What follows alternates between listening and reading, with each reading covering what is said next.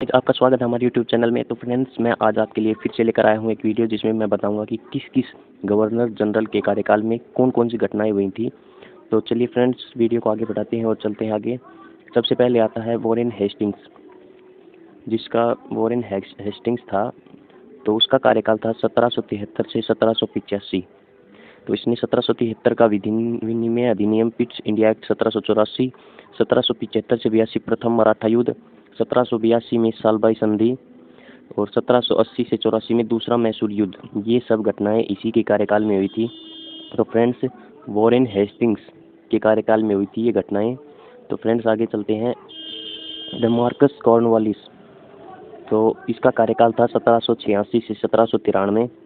तो इसके कार्यकाल में तीसरा मैसूर का युद्ध हुआ था, जो कि 1790 से 92 तक था।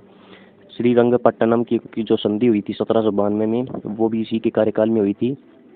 कॉर्नवालिस कोड 1793 और बंगाल का स्थायी बंदोबस्त जो थी, जिसको हम जमींदारी व्यवस्था भी कहते हैं, 1793 में, वो भी इसी के कार्यकाल में हुई थी, यानी कि मार्कस कॉर्नवालिस के कार्यकाल में।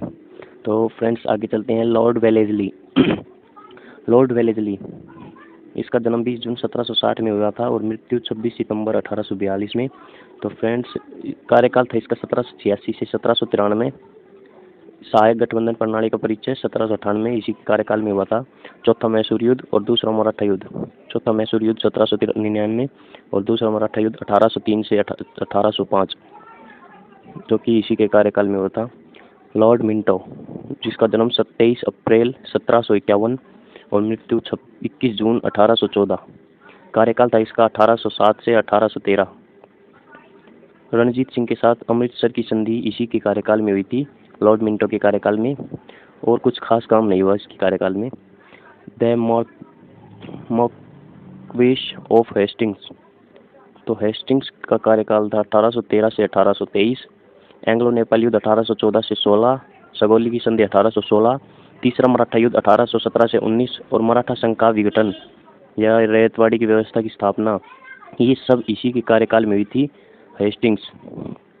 हेस्टिंग्स के कार्यकाल में हुई थी ये सभी घटनाएं। एंग्लो का नेपाल का युद्ध हुआ था, रैयतवाड़ी व्यवस्था की स्थापना, तीसरा मराठा युद्ध, सगोली की संधि 1816 में हुई थी जो। तो फ्रेंड्स है लॉर्ड विलियम बेंटिक, तो कार्यकाल था इसका 1828 से 1835 और सती प्रथा का उन्मूलन 1829 और 1833 का चार्टर अधिनियम, ये सभी विलियम बेंटिक के कार्यकाल में हुई थी घटनाएं। अगला है द मार्कस ऑफ डलहौजी, या डलहौजी कह सकते हैं इसको। डलहौजी के कार्यकाल में 1848 से 1856 कार्यकाल था इसका, और इसका दूसरा अंगल सिख युद्ध जो 1848 से 49 था, इसी के कार्यकाल में हुआ था। निचले बर्मा का विलय 1852 में, बर्मा आज म्यांमार हो गया है, बर्मा को आज म्यांमार कहते हैं, तो निचले बर्मा का विलय 1852 में इसी के कार्यकाल में हुआ था। चूक के सिद्धांत का परिचय या फिर हड़प नीति जिसको कहते हैं ना, वो भी डलहौजी के कार्यकाल में हुआ था। तो इसके जो शिकार थे वो थे सतार, संबलपुर, जैतपुर, बघाट, झांसी, उदयपुर आदि थे, जो भी थे, कुछ शिकार इसके ये भी थे। तो इसका अगला है वुड्स डिस्पैच, कार्यकाल था 1854। 1853 में बम्बई और ठाणे को जोड़ने वाली पहली रेलवे लाइन बिछाना जो कि इसी के कार्यकाल में हुआ था। PWD की स्थापना भी इसी के कार्यकाल में हुई थी, और पोस्ट ऑफिस की स्थापना जो कि संचार प्रणाली की स्थापना हुई थी, वो संचार प्रणाली ही है कि इसी के कार्यकाल में हुई थी, वुड्स डिस्पैच के कार्यकाल में हुई थी।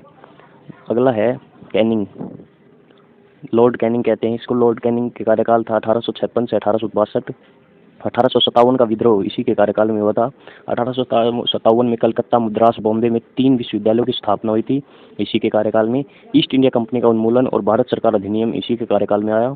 1858 द्वारा क्राउन को नियंत्रण का हस्तांतरण इसी के कार्यकाल में हुआ था। तो फ्रेंड्स, आज की वीडियो में इतना ही। और वीडियो देखने के लिए हमारे चैनल को सब्सक्राइब करें। धन्यवाद।